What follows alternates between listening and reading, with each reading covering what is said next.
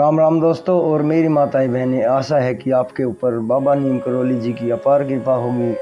आपके घर परिवार में सभी कुशल मंगल होंगे, यही मेरी प्रार्थना, यही मेरी अर्जी है मेरे महाप्रभु बाबा नीम करौली जी से। मेरे बाबा सबके कष्ट हरो, मेरे प्रभु श्री राम जी आपकी जो भी महिमा देख रहा है मेरा भाई, मेरी माताएं बहनें, उन सभी के तुरंत कष्ट हरण करो।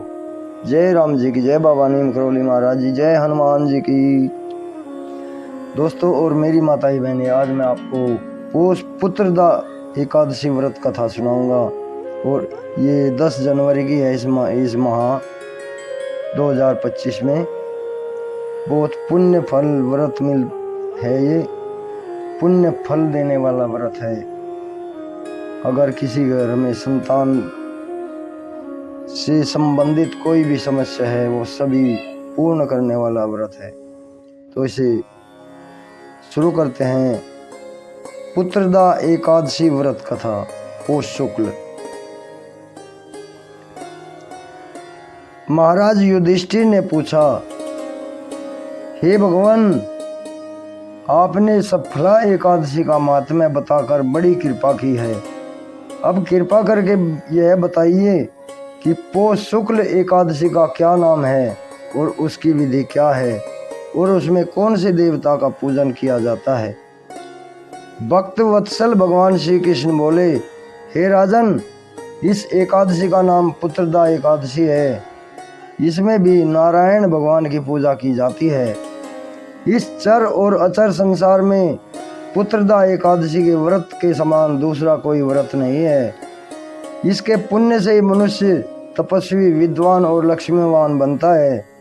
इसकी मैं एक कथा कहता हूँ, सो तुम ध्यान पूर्वक सुनो।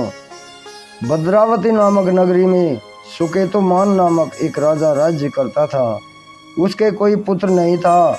उसकी स्त्री का नाम शैव्या था। वह निपुत्री होने के कारण सदैव चिंतित रहता था और उसकी पत्नी भी सदैव चिंतित रहा करती थी। राजा के पितर भी रो रो कर पिंड दान लिया करते थे और सोचा करते थे कि इस राजा के बाद हमको कौन पिंड दान देगा। राजा को भाई, बांधव, धन, हाथी, घोड़े, राज्य और मंत्री, इन सब में से किसी से भी संतोष नहीं होता था। वह सदैव यही विचार करता था कि मेरे मरने के बाद मुझको कौन पिंड दान देगा। बिना पुत्र के पितरों और देवताओं का ऋण मैं कैसे चुका सकूंगा। जिस घर में पुत्र ना हो उस घर में सदैव अंधेरा ही रहता है। इसलिए पुत्र उत्पत्ति के लिए प्रयत्न करना चाहिए। जिस मनुष्य ने पुत्र का मुख देखा है वह धन्य है। उसको इस लोक में यश और परलोक में शांति मिलती है, अर्थात उसके दोनों लोक सुधर जाते हैं। पूर्व जन्म के कर्म से ही इस जन्म में पुत्र, धन आदि की प्राप्ति होती है। राजा इसी प्रकार रात दिन चिंता में लगा रहता था। एक समय तो राजा ने अपने शरीर को त्याग देने का निश्चय किया, परंतु आत्मघात को महान पाप समझकर उसने ऐसा नहीं किया। एक दिन राजा ऐसा ही विचार करता हुआ अपने घोड़े पर चढ़कर वन को चल दिया तथा पक्षियों और वृक्षों को देखने लगा। उसने देखा कि वन में मृग, व्याघ्र, सुअर, सिंह, बंदर, सर्प आदि सब भ्रमण कर रहे हैं। हाथी अपने बच्चों और हथनियों के साथ घूम रहा है। इस वन में कहीं गीदड़ अपने कर्कश स्वर में बोल रहे हैं, कहीं उल्लू ध्वनि कर रहे हैं। वन के दृश्यों को देखकर राजा सोच विचार में लग गया।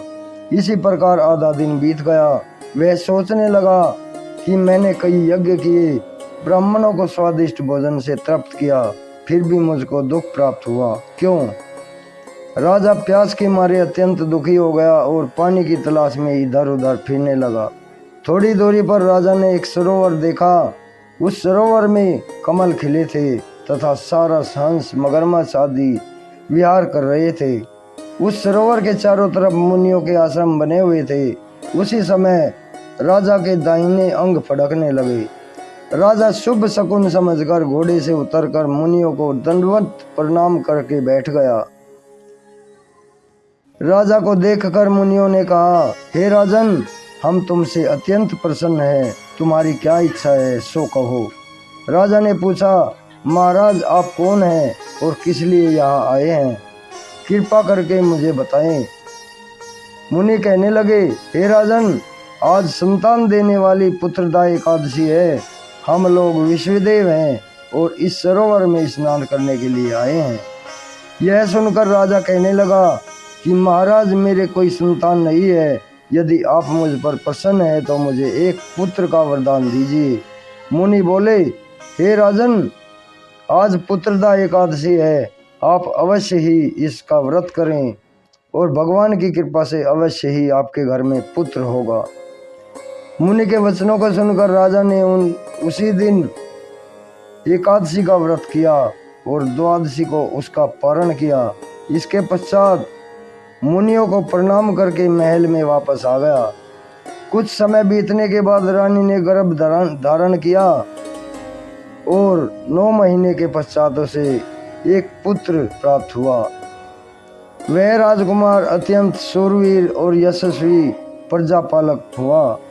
श्री कृष्ण बोले, हे राजन, पुत्र की प्राप्ति के लिए पुत्रदा एकादशी का व्रत करना चाहिए।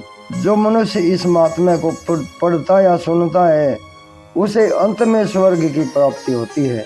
जय श्री राम, जय श्री कृष्ण, जय बाबा नीम करौली महाराज की, जय हनुमान जी की, हर हर महादेव, जय श्री विष्णु। दोस्तों और मेरी माताएं बहनें, ये पुत्रदा एकादशी व्रत कथा आपने सुनी, आगे भी शेयर करें ताकि विष्णु भगवान जी आपके सभी संकट दूर करें, आपको संतान उत्पत्ति समेत हर इच्छा पूर्ण हो। जय श्री राम, जय बाबा नीम करौली महाराज।